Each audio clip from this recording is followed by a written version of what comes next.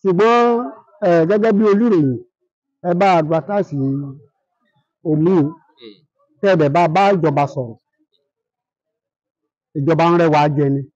bàbá mo fẹ́ gbẹdùn lọ́wọ́ yín kejì tàbí kí n sọ wípé ìbéèrè mi ń padà bọ̀ ńbẹ̀ ṣùgbọ́n ẹ jẹ́ kí n sáré béèrè ìbéèrè kan mo sì fẹ́ gbà yín lákòókò. ìbéèrè ọ̀nà ni wípé níwọ̀n bá àgbà tó jẹ́ pé àwọn ọdẹ ni wọ́n rán síwájú bóyá òun ló fà á tó fi jẹ́ pé bàbá sọdún èrò àwọn ọdẹ nípa pàtàkì tí wọ́n ń kó ńbẹ̀. When we are talking about hunters tí wọ́n bá fẹ́ ṣe ọdún níbí àwọn ọdẹ ní kọ́kọ́ máa làjà tí wọ́n bá ti làjà lẹ́nu ìpè kúrò ó kùjọ́ mẹ́wàá ilé ìta ṣe ní alẹ́ àná méjì òní ẹni tó rí ojú pẹ̀lú gbígbúrẹ̀ kó kùjọ́ mọ́kànlá ẹni tó ṣe ìmọ̀lẹ̀ yẹn òun ni ẹni tá a pè ní olóyè Lọ́wábìṣí kò sí nǹkan kan bó ṣe wà yẹn oṣó àjẹ́ èrò wọ́n wà lẹ́yìn ẹ̀ bó ṣe ń lọ yẹn.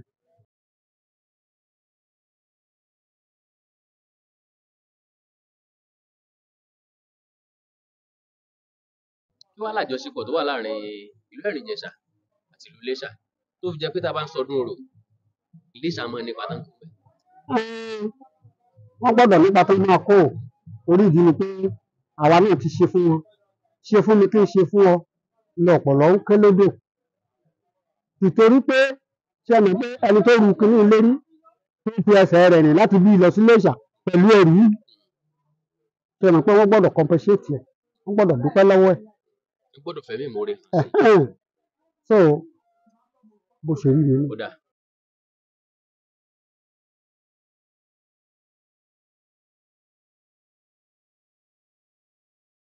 béèrè mi tọ́kẹ́ yìí nípa omi Ẹ̀rìn-Ìjẹ̀ṣà waterfall. Yes sir.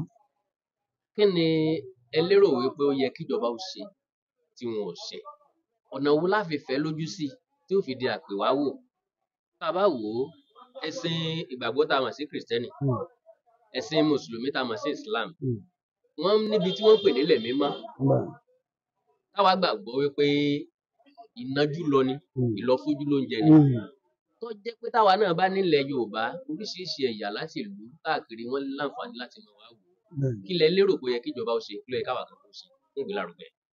ẹ ṣe rí ìjọba tí wọ́n máa lọ sí Ọ̀ṣun Òṣogbo ìjọba da ọ̀nà ibẹ̀ wọ́n ń pe wọ́n lọ́sùn Òṣogbo ibi wọn ti gbogbo àwọn tẹ́ bá ṣé ẹ lọ sódì mi ìṣẹ̀tẹ̀ dé.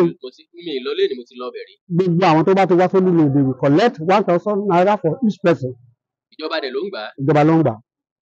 ní ẹ̀yà 2014 ní Yorùbá ṣe láyé Arẹ́gbẹ́ àwa ìlú mọ̀ọ́mọ̀ gba Olúmọ̀yè on the 26th December year 2014 we are collected 450,000 naira a day. lílé tó túmọ̀ sí pé ìjọba ń rówó rọ̀kùrọ̀kù ń bẹ̀. tó pọ̀ láàárín January àbí what I'm saying December 25 to January maybe 10 or 15 wọ́n lè pa over 20 million níbí ṣùgbọ́n kò sí nǹkan tó máa ṣe fún wa. lẹ́yìn bàbá wa yìí sọ wípé bàbá torí igi gbòdì ọyọ ó sọ náà fún mi yá. ìgbà tá a rí pé torí ìṣùfọ̀ jóná ọgbọ́dọ̀ tún kò kẹsí ní lẹ́yìn ìjọba bá gba ẹ̀tọ́ nínú ìlú yìí ó yẹ kí wọ́n ní nǹkan tó ń ṣe padà fún wa.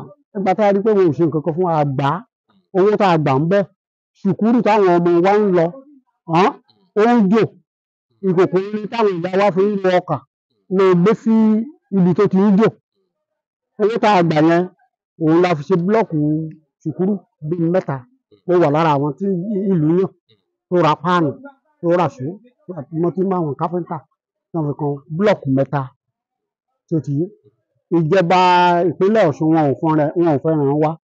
wọ́n fẹ́ ràn yín bàbá. èsì lè ṣe síbẹ̀.